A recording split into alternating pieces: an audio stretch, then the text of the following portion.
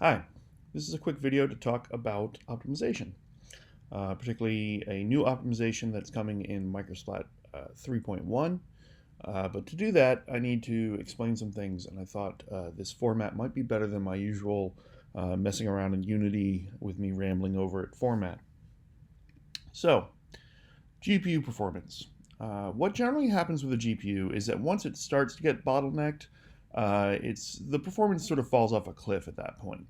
Now, because this is usually happening on an individual pixel, you might get one bad pixel and the others are fine, and your overall frame rate is fine. But if you're drawing something like a terrain or something that's filling the full screen and it's doing a lot of memory access or a lot of calculations, you can reach this point where your whole frame rate just sort of dies, right? And we've often seen this with shaders on the store, terrain shaders, where they run fine on a desktop, but you get them on mobile and they just die, or they get them on a laptop and they just die. So this is very common, and usually the case is, in the case of a terrain shader, it's going to be memory access. This is the problem. So let's talk about how the terrain is traditionally drawn. So if you're using Unity standard shader, like their terrain shader, what they do is they draw the terrain once for each 4 textures on the terrain, and they follow this basic procedure. If you're using any other shader that I've seen on the store, they tend to either follow Unity's method, or they use texture arrays to allow that to happen with one terrain pass, but they still follow the same basic sampling that we're going to see here. So if we have 16 textures painted onto our terrain, or just available, then what that needs is it needs 4 backing textures for the splat map data. That's because you store in the RGB and A channels, you store weights. So the first texture is going to store the weights for the first 4 textures on the terrain. The next one is going to store the weights for the next 4 textures after that, and etc. So you're going to sample those 4 control textures to get the 16 weights that we need. And then if we're using diffuse and normal maps, or maybe we're using a packed version of that like MicroSplat uses, where I've packed the normal and specular components into one map, then you end up with 32 samples, because again you have 2 samples you have to take times that 16 terrain textures, and then we also add the 4 control maps on here.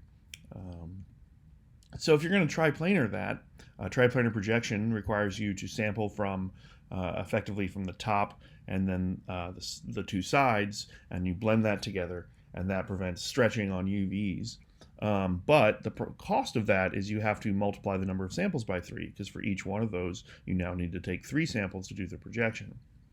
And then if you add something like stochastic texture sampling, there is only one other shader that offers this option in the store right now, and I think it only offers it on 1 layer.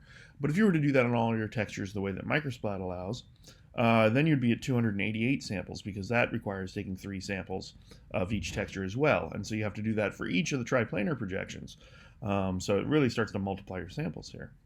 And then if you do, I call it distance resampling. Some people call it mix mapping or UV scales. It's basically you resample your entire terrain, texturing again with different UV sets, and you do this so that in the distance you can blend in the same textures, but at a higher scale value, so that they still have detail. It's a very old technique. It's very popular. And it works quite well. So better than I would expect, considering you're blending these 2 scales of textures together. And a lot of shaders offer this. And so if you were to do that on your full texturing with your triplanar and your stochastic sampling, and just kind of do it the brute force way, you'd now be at 576 samples. Okay, it's a lot of memory. And I'll talk about a little bit more of realistic case, because most people don't offer stochastic, for instance, but this is just kind of like extrapolating out this problem. So when I started MicroSplat, I had a different idea about how to do this. I'd still need to sample those 4 control textures, but what I could do is sort and cull the weights. Okay, so on any given pixel, usually not all 16 textures are going to be there, right? Usually it's only going to be 1 or 2. And so the shader basically gets all those weights, puts them in a weight ordered list, and then just chops off the bottom ones. And it turns out that because of the way Terrain works and the tools work, you can get away with basically chopping this to 4 textures, and you don't really ever see an issue with it. Now I offer a mode that lets you go lower than this, and there you will see some artifacting. But with once you get to 4, you're pretty much good. And so I have a diffuse and normal texture. In my case, I pack in those extra components. And so that puts us at 8 samples plus those 4 control texture samples. And then if I triplanar that, I'm at 24. So not bad. And if I do stochastic sampling, I'm up to 64. Starting to get heavy. And if I do distance resampling, I've actually got a bunch of different modes there. So what I call the fast mode only does the albedo. And I actually like this because I think that distance resampling the normals looks a little crunchy and it can be a little too much. And so this will just do the albedo. And because that's triplanared in this case, that means it's 6 samples. Because the other thing that I do as an optimization is I only do the top 2 layers. Instead of doing all 4 possible textures that we have on this terrain, I just do the top 2. And you can't really notice that because it's off in the distance. And so that looks fine. And no one's ever said, hey, something's wrong with the blending here, because it looks absolutely fine. So again, that's taking advantage of the fact that I have this sorted and called wait list that I can work with. And then I have an option there if you want to resample the stochastic sampling or texture clusters. And so if you turn that on, you're going to be at 8, you're going to add 18 samples to it. And if you do that with normal maps, which is the full mode, then you get 12 and 36 samples added. So, your worst case scenario here, you're going to do 64 plus 36 samples plus the 4 control maps. So, compared to 500 and some, that's a pretty amazing savings. And, I find with distance resampling, you don't often need to do the clusters. You can kind of get away with it tiling, and it still looks pretty good because you're going to scale it over a much wider area. So I offer a lot more options because I can do that with this compiling framework I have, and those can lead to some pretty big savings. But overall, this basic strategy of sorting and culling the weights and only sampling a few textures, it makes a big difference. And this is a more apples to apples example on a 16 texture terrain. You can see the difference here. Basically, diffuse and normal starts at 32, whereas it starts at 8 for MicroSplat. And then triplanar would be 96 samples, and it's only 24 with MicroSplat. And I skip stochastic in this case and just do distance resampling. And here we see that the standard technique is 182 samples, whereas MicroSplat's going to be at 36 with that feature spec. And note that if you went to 32 textures on the terrain, you'd only add 4 samples for those control maps. Right? Whereas it would double the number of samples needed on a traditional terrain shader. And that's why most of them cap out at 8 or, at 16 samples. It's just not viable to end up with 1,000 samples per pixel. So I was thinking, can I take this further? And I had this idea about it, which is, even though we've cut down the number of samples a lot, not every sample is still contributing, right? And so I thought, well, maybe I could use the same trick and I could re-architecture everything and just basically, get all those weights and then perform a bunch of the calculations that I would need to figure out what the final list of all the samples we're going to take is, and then, trim that down to some number. I don't know what number it would be, but there is, in theory, some number we could cut off and still have everything look right. The problem is that's really going to be dependent on, what's on the terrain, what's the direction the normal is facing from the triplanar, where are we in the stochastic blending. It would be very hard to actually pick a number correctly. It would also be a massive re-architecture. But I kind of looked down this route a little bit and realized that there was no good way to choose this number that wouldn't introduce some kind of error at some point, even though you could probably still cut down the samples a fair bit using this trick. And so what I ended up doing was using dynamic flow control. If you've read up on shaders, you've probably heard don't branch in shader. Well, actually, modern GPUs, if you do it right, are pretty good at branching. It requires a lot of careful coding because it can be very easy to break certain optimizations on the GPU or to end up computing both sides of the branch. The sort of default thing a GPU will do when it can't use dynamic flow control is it'll just do both options and then choose the correct one. And so this can actually make things a lot slower. And I've seen terrain shaders that are doing this where, they're like, hey, you can turn off the triplanar, but actually what's happening is it's actually computing both the triplanar and the non-triplanar version, and then basically choosing the right result. So dynamic flow control can be tricky, and you need to understand what you're doing, but we can use it, and on any reasonable GPU, it's pretty fast. So the first thing that made sense to call is the splat weights. If we look at this image, we can see this terrain only has, it looks like it only has one texture in a lot of areas. The reality is it actually is blending textures there.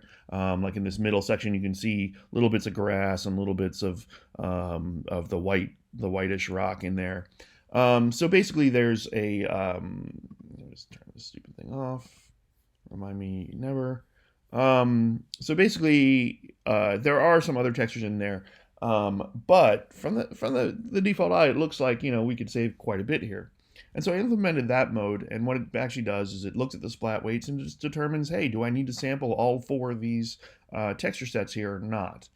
And I put in debug visualization modes for all of this stuff so I could see what I was doing. And what you see here is that the darker areas are less samples. So these almost black patches are places where we're only taking one sample from the terrain. And if I go back and forth, you can see that it has to be somewhat conservative with this because of the blending.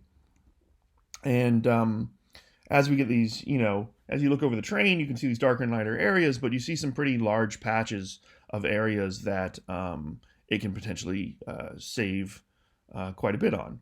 And you'll notice that this is often kind of blocky looking, and that's just because of the way the splat weights work on the terrain. But you can see that there's a potential for sizable savings here, as there's very few areas that are the full bright color, which would be all 4 samples. Most areas are either 2 or 3 samples, and there's even some that are just 1.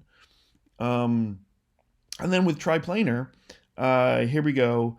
You can see that all the areas that are just pointing straight up they only need the top-down projection, right? And then depending on, the facing on the side, they may need 2 or all 3 samples. And so we actually get quite a bit of savings here as well, because there's very few areas that need all 3 of the triplanar samples. And then if we look at Stochastic, underlying what Stochastic does is it sort of constructs these little patches and pulls different areas of the samples from it. And the original technique that was in Unity's paper about this used something called, basically it tried to keep the heuristic of the image the same. And I came up with a different technique, which is using the height map. And so what this technique does is use height map blending to blend between these areas. And that means we get a contrast setting, which means that we only have to, we basically end up seeing chunks of the original texture more instead of the blend. And that means that we get these areas where we have these nice dark patches in the middle where we don't need to sample the other textures. And so that actually ends up being a big savings too. Now, these two are contrast dependent. So if you lower your triplanar contrast so that, it's kind of blending linearly, or even with the height map blending between all these textures more, then you're going to get less savings. And the same thing is true of this stochastic, and it's actually true of this as well. If I increase my interpolation contrast so that we get really tight blends between areas, then it's going to be able to use this optimization more. And obviously on this one, it depends on your paint job as well. Now, I wouldn't go changing your look for this, but knowing that if you tighten up the contrast on these blends, you're going to get a little bit more performance in your memory-bound cases. That's, it's something worth considering.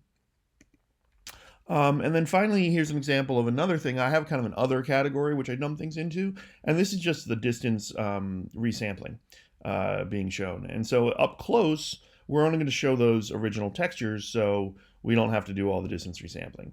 And then far away here, we're actually doing a lot more samples because we have to sample the original texture and the distance resample textures and blend them together.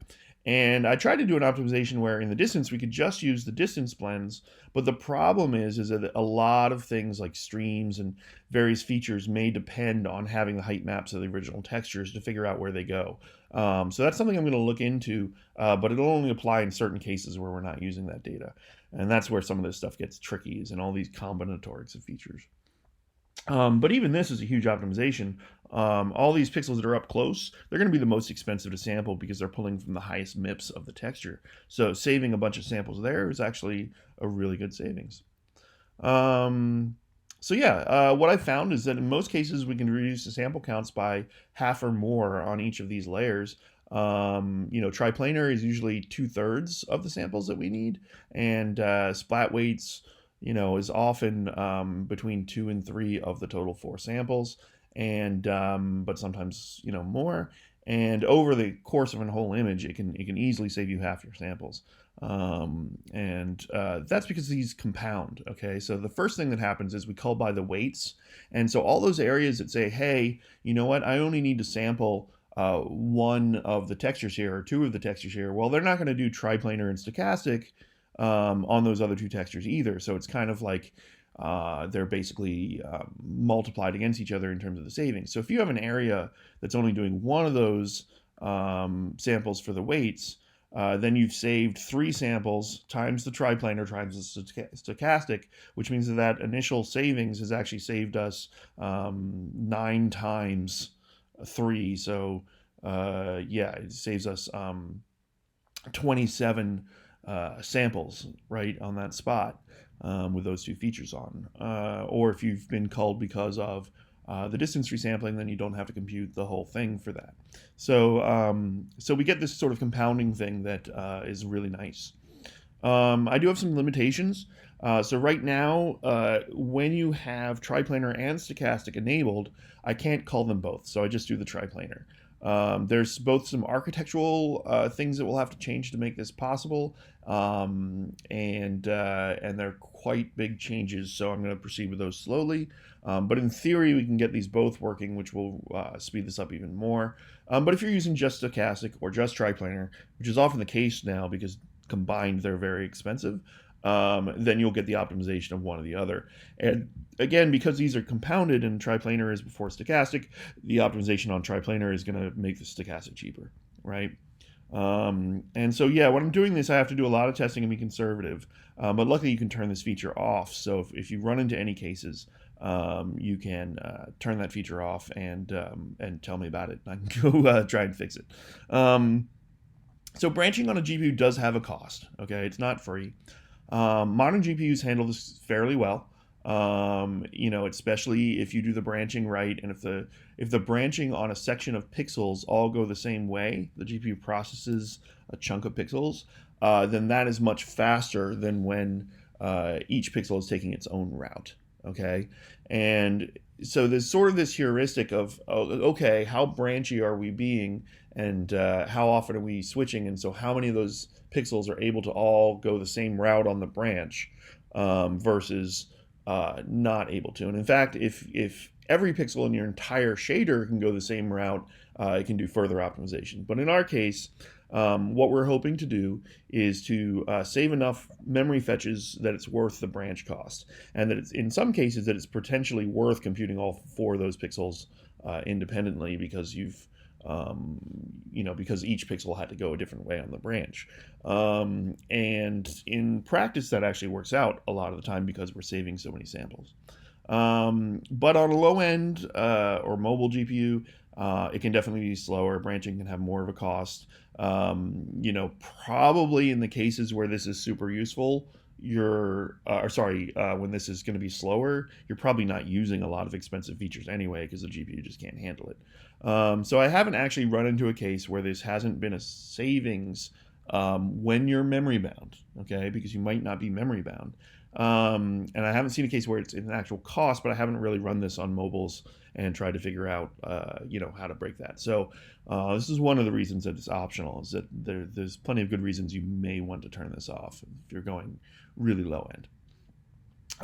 And so with more work, I can actually apply this to more places in the code. It requires a lot of analysis to make sure that the data going through the entire shader can be branched around and that it gets the correct result.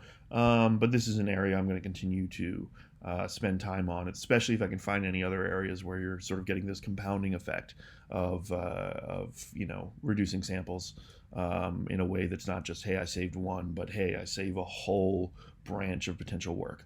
So results on a MacBook Pro, which is what I do all my dev on. It's it's got an okay GPU for a laptop, but this is not a super high-end GPU. This GPU, in fact, everything on a laptop will suffer in most standard terrain shaders when you go up into high texture counts. It'll just fall off a cliff and be almost unplayable. And so on this, it made quite a large difference. So when I turn on triplanar, stochastic, and full distance resampling, then I get 26 frames per second. And when I turn on this optimization, it knocks us up to 56, which is a massive, massive savings. But again, if you're doing triplanar, stochastic, and full distance resampling, you're asking the shader to do a lot of work. So most of the time, this is not the spec that I see. I see people either doing triplanar or stochastic, and usually using, not using full distance resampling, and kind of being a little more conservative. So both the initial frame rate would be higher, and the savings would be less. But in the extreme example there, you can see it's a pretty massive savings. And I've had some people play with this. It really depends on whether you're memory bound. On some of the really high-end desktop GPUs, the ones that are used for VR and stuff, when you're just running this as a terrain, the differences ends up being relatively minor, because you haven't fallen off that performance cliff. But as you add more features and more stuff, then it may make a bigger difference for you.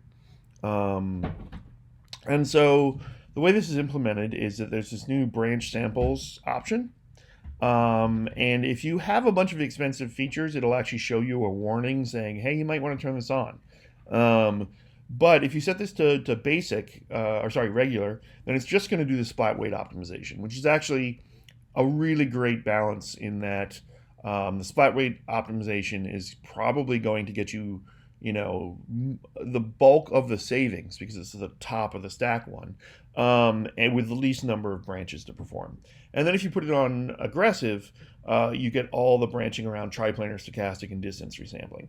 And basically, I want regular to always be a win, and potentially be a win even on lower end shaders that aren't using these features. And then aggressive to be a win when you start really, piling on the features.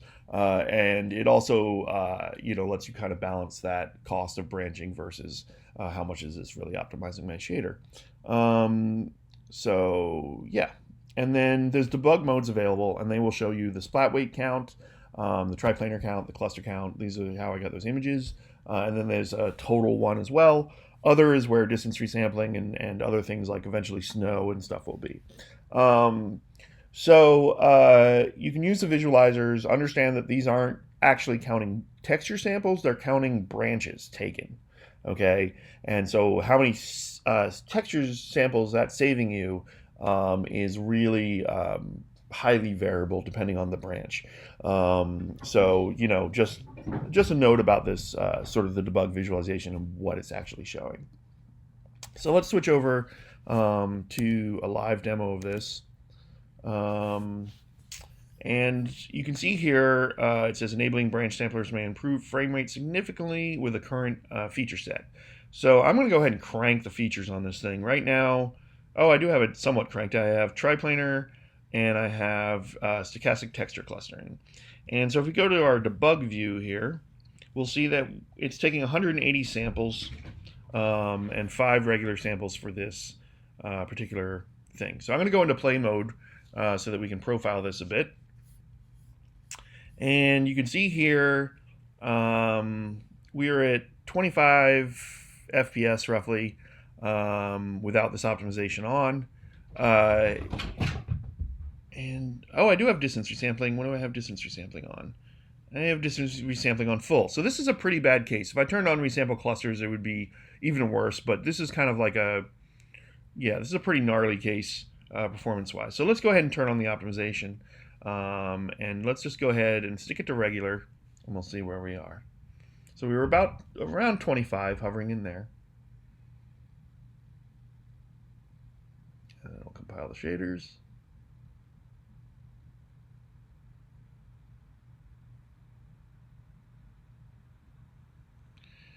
And here we see we're around 42, 43. So from 25 to 43. I said pop into 44. We're not doing the most scientific. I'm not in a GPU profiler here, but when you have savings this large, you kind of don't need to be to know that they're doing well. And let's go to aggressive and see if that makes a difference. So I think we were about 43 on average.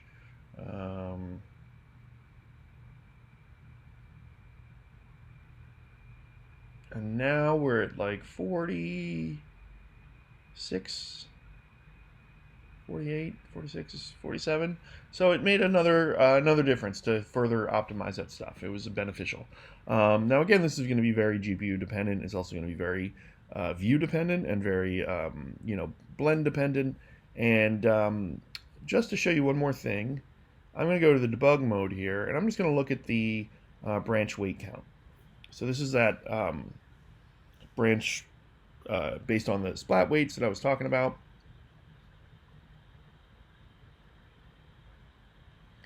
Once that compiles, we can see what our splat weights are doing here. And I'm just going to go into the scene view so I can move around. And so you can see the difference of the different areas and what their splat weights are. And then here, if we go down to the, where is it? Interpolation contrast, we can see that as we adjust this interpolation contrast, if we make that all the way to the left, which is basically like blurry, you can see that it now has to do a lot more work because the whole texture is brighter. But as we tighten up our interpolation contrast to get tighter blends, you can see that the GPU is able to cull more of those samples and get a much more efficient rendering. And this is the same for all the interpolation contrasts, the stochastic one and the triplanar one. And just to show you the same thing here, we're going to switch back to none.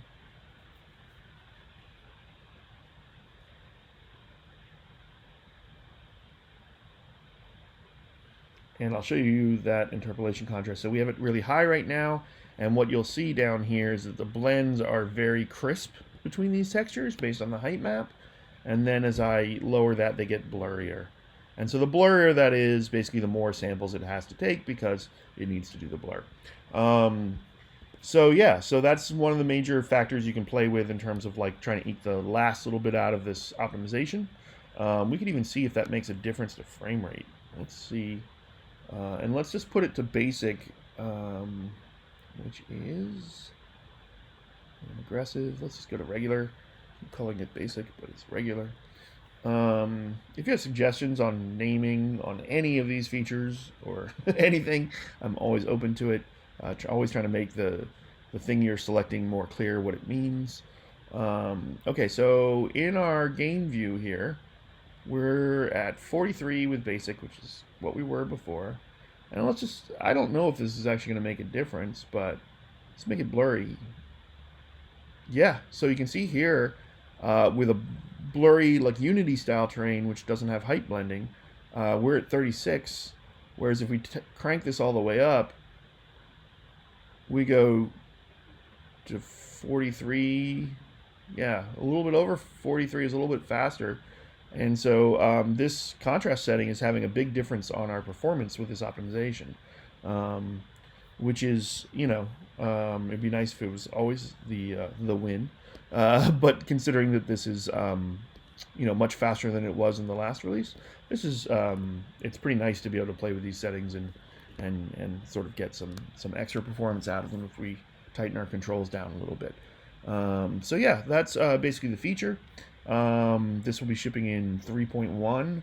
I'm not sure when I'm going to be done with it. I'm just trying to really get in all the branch optimizations I can, and then test all the different combinations of shaders, because if you have a bad combination in there, it causes things to look weird. But if you run into something like that, please let me know, and then just disable or go back to, if you're on aggressive, try regular and then try none. And I'll get those kinks worked out if there are any left. Okay, so hope you enjoyed this video. I hope it explains a lot about performance and about MicroSplat, and also just what the big advantage of this shader is versus pretty much everything else on the App Store. Yeah, thanks.